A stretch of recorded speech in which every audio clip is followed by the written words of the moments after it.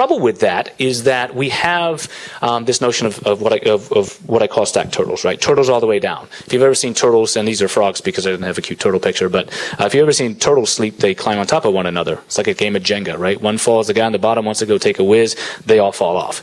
And that's kind of the problem that we have today with cloud, because we're stacking clouds on clouds on clouds. Many of these mashup type of Web 2.0 overlays on top of cloud infrastructure or platforms mean that we end up having staggering interdependencies, some of which we fantasize at the application layer, but I'm going to kind of point to some more common sense stuff that I think most of us know. So we're actually building on quite an interestingly shaky foundation. We haven't cleaned up a lot of stuff that we should have.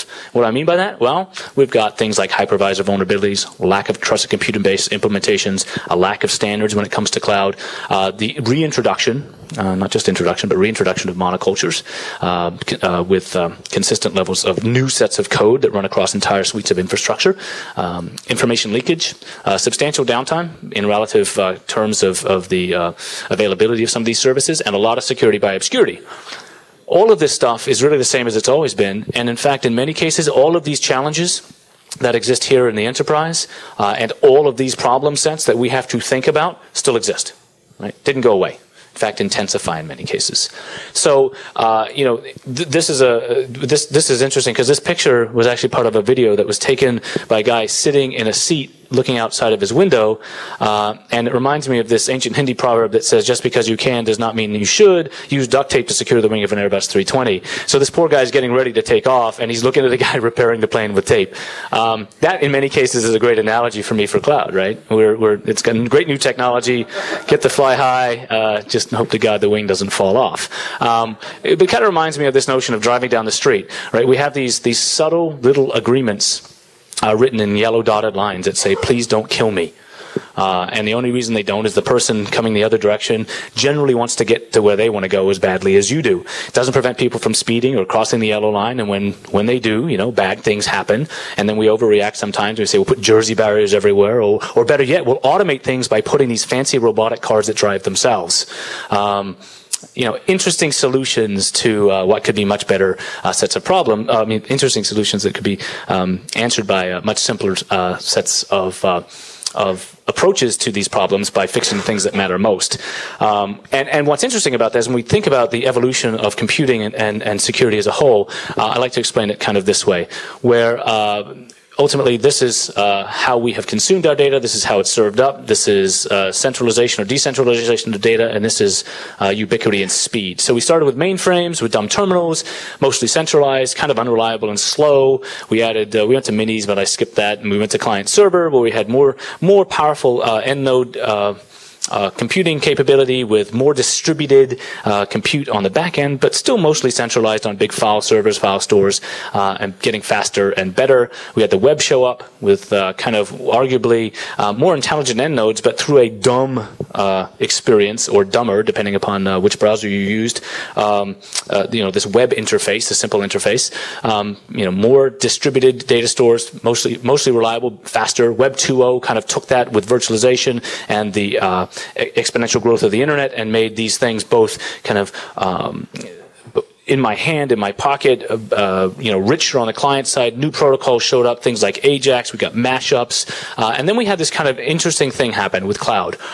We have massive re-centralization starting to occur, and as I alluded to, massive decentralization occurring at the same time. Two models at the exact same point in time that we don't do a very good job securing or applying security capabilities to either way. Because ultimately, as you've seen before, and you might have seen this slide, our response to the security industry to each of these has been this thing. Or, as Gunnar Peterson said, as programmatically as we've advanced over time, we have, in one variation or another, seen a tremendously consistent, albeit lacking, response to this, as each thing is kind of an iteration of a firewall or SSL. That's kind of been our response to every single massive programmatic change or cycle change. And the same thing's starting to occur with cloud, although it doesn't have to be that way. But ultimately, I wager that it will be, and that has been proven so far by the security hamster sine wave of pain, and I ripped off Andy Jackwith's hamster wheel of pain. But essentially, this is how we invest in security. This is time. This is a nice, smooth version of what I call the kind of technology overlay function of the theory of punctuated equilibrium, which says you get these big bursts and then it settles down. You get big bursts, which are disruptive innovation. But ultimately, you can start anywhere here. But if you add a cosine here, which then, for example, overlays disruptive innovation, what you find is you're basically 180 degrees out of phase. So every time that we're investing here, for example, at the network layer for controls and capability, now that it's abstracted with virtualization in cloud, they actually demand that you deploy controls down here. So if you're a vendor looking 4 years out with roadmaps that are very difficult ultimately to plan against for disruptive innovation, if you're not paying attention, what that means is that we're always out of phase.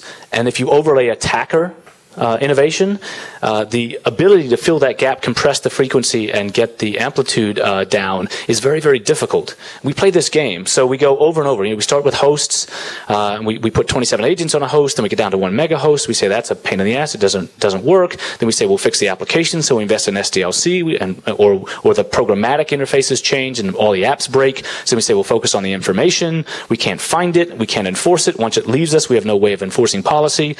Then we say, oh, we'll focus on the users, we'll stop the monkeys from pushing the wrong buttons. That doesn't work so well by itself. So then we invest in the network, and we say speeds and feeds will pick up, but then we encrypt everything, so we can't see anymore. So it goes on and on and on, right?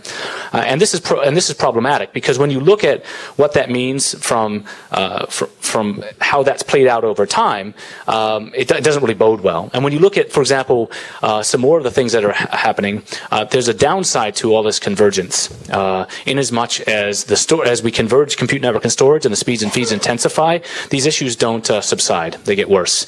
And when you integrate virtual security capabilities at network scale, and we've seen this already, and Alex talked about it yesterday, you have switches today that can do hundreds of terabits per second on the backplane.